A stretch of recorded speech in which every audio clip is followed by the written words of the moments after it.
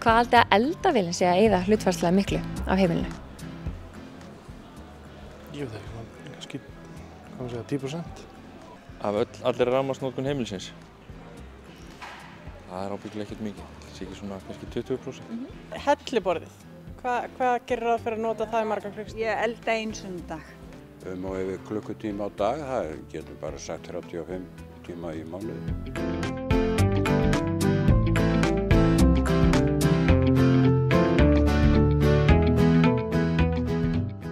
En yfir jólin? Já, þá er náttúrulega mikið lengur.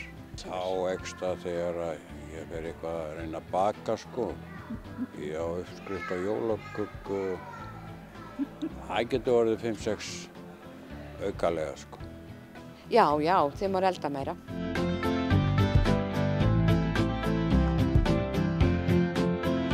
Maður reynir alltaf að spara rafmagn sko.